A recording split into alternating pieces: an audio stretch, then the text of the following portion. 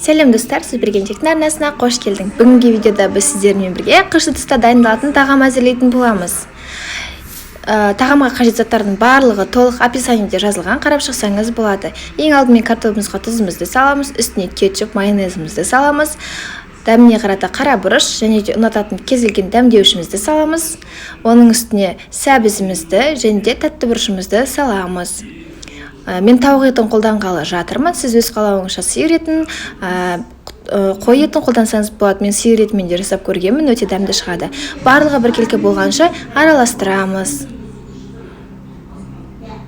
Енді ыдысымызға, қыш ыдысымызға сұйық май аздап құямыз. Егер майды тамақты ұнатпасаңыз, аздап қана тамызсаңыз болады, көп қажет емес.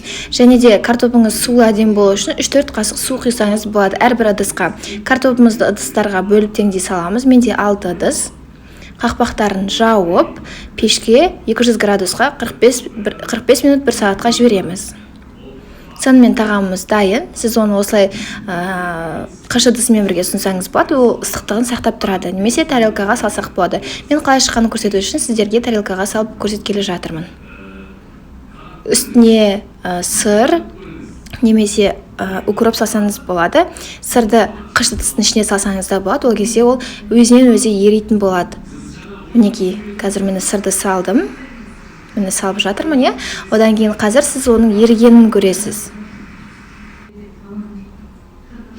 Мінекей қараңыз, сырымыз уже қақпағын жауып, мен пешке де салған жоқпын, просто қақпағын жауып қойып қойдым. Бірнеше минуттың ішінде сырымыз еріп, картопымыз әдемі болды. Осылай әрбір адамға жеке-жеке ұсынсаңыз болады.